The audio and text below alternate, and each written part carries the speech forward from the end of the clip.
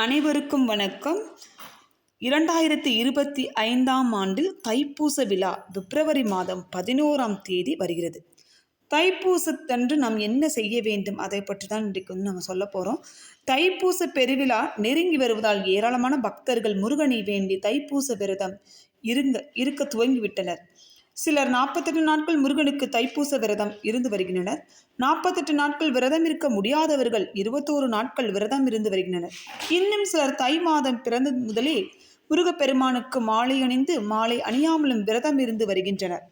தை மாதம் துவங்குவதற்கு முன்பு இருந்தே ஏராளமான முருக பக்தர்கள் பழனிக்கும் திருச்செந்தூருக்கும் மாலை அணிந்து விரதம் இருந்து வருகின்றனர். சமீப காலமாகவே அனைத்து முருகன் கோவில்களிலும் பக்தர்கள் கூட்டம் அலைமோதி வருகிறது. இந்நிலையில் தைப்பூச விரதம் வேறு நெருங்கி வருவதால் முருகப்பெருமானின் 6 படை வீடுகளுக்கும் பக்தர்கள் படையெடுக்க துவங்கிவிட்டனர். கோவிலுக்கு செல்ல முடியாவிட்டாலும் வீட்டில் இருந்தபடியே பலர் தைப்பூச விரதம் இருந்து வருகின்றனர்.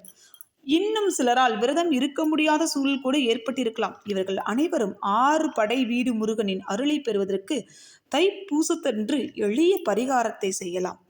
ஒவ்வொரு தெய்வத்திற்கும் தனியாக கவச பாடல்கள், காயத்ரி மந்திரம் இருப்பது போல் முருகப்பெருமானுக்கு என்று காயத்ரி மந்திரம் உள்ளது. இது தவிர 6 படை வீடு முருகனுக்கும் தனித்தனி, அதாவது நான் சொல்றது 6 படை, திருப்பரங்குன்றம், திருச்செந்தூர், இந்த மாதிரி 6 படைக்கும் தனித்தனியே காயத்ரி மந்திரங்கள் உள்ளன. மந்திரங்களில் மிகவும் புனிதமானது, உயர்வானதாக சொல்லப்படும் காயத்ரி மந்திரத்தை சொல்வதால் அளவில்லாத பலன்கள் கிடைக்கும். அப்படி 6 படை வீடு முருகனின் அருளை பெறுவதற்கு 6 படை வீடு முருகனுக்கு உள்ள காயத்ரி மந்திரங்கள் தலா 12 முறை சொல்வது சிறப்பு. வீட்டில் முருகன் படத்திற்கு முன் விளக்கேற்றி வைத்து இந்த மந்திரங்களை சொல்லுவதால் முருகனின் அருள் கிடைக்கும். ஓம் முருகன் காயத்ரி மந்திரம். ஓம் தத்புருஷாய வித்மகே மகேஸ்வர புத்ராய தீமகி தன்னோ சுப்ரமண்ய பிரச்சோதயாத். திருப்பரங்குன்றம் அந்த மந்திரம் சொல்லலாம்.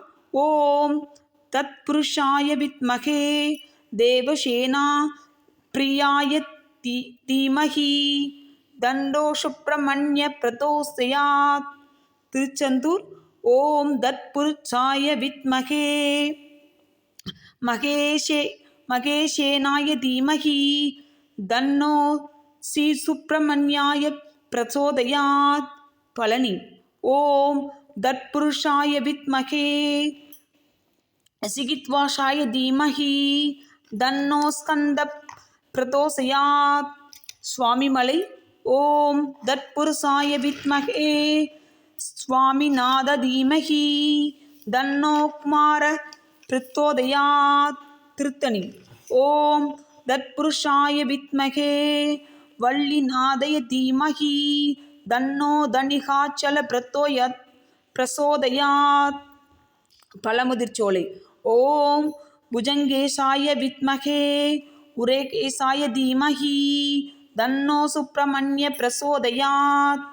இந்த மந்திரங்களை 12 முறை நீங்கள் சொல்லுங்கள். விரதம் எப்படி இருக்கலாம் அப்படின்னு நான் உங்களுக்கு சொல்கிறேன்.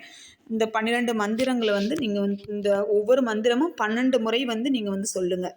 தைப்பூச நாளில் எழுந்ததும் வீட்டை சுத்தம் செய்து குளித்துவிட்டு நெற்றி நிறைய திருநீர் அணிந்து வீட்டில் விளக்கேற்றி தெய்வங்களை வழிபட்டு விரதத்தை தொடங்கலாம். குறிப்பாக முருகப்பெருமானை வழிபட்டு கந்தசஷ்டி கவசம், கந்த அலங்காரம், கந்தர்ணபூதி, திருமுருகாற்றுப்படை, திருப்புகள், கந்தர் கலிவெண்பா உள்ளிட்ட முருகப்பெருமானுக்கு உகந்த பாடல்களை காலையிலிருந்து மாலை வரை படிக்கலாம். தைப்பூசத்தன்று அதிகாலையில் எழுந்து குளித்துவிட்டு திருநீர் உத்ராட்சம் அணிந்து சிவபெருமானை வழிபட வேண்டும். தேவாரம், திருவாசகம் போன்றவற்றை பாராயணம் செய்யலாம். உணவு உண்ணாமல் 3 வேளைகளிலும் பால், பழம் சாப்பிடலாம். மாலையில் கோவிலுக்கு சென்று சிவ பூஜையில் பங்கேற்று சிவனை தரிசித்து விரதத்தை நிறைவு செய்யலாம். தைப்பூசம் சிவபெருமானுக்கும் முருகப்பெருமானுக்கும் விசேஷமானது. பூஜ நட்சத்திரங்களில் அதிதேவதையான குரு பகவானுக்கும் விசேஷமானது. அன்று எல்லா முருக தலங்களில் முருகப்பெருமான் வீதி உலா வருவார். தைப்பூசத்தன்று தான் உலகத்தில் முதல் உயிர்ப்பு சக்தியான தண்ணீர் சிவபெருமானால் தோன்றியது. அதன் தொடர்ச்சியாகவே நிலம், ஆகாயம், நெருப்பு, காற்று ஆகியவையும் அடுத்தடுத்து அனைத்து உயிர்களும் தோற்றுவிக்கப்பட்டது.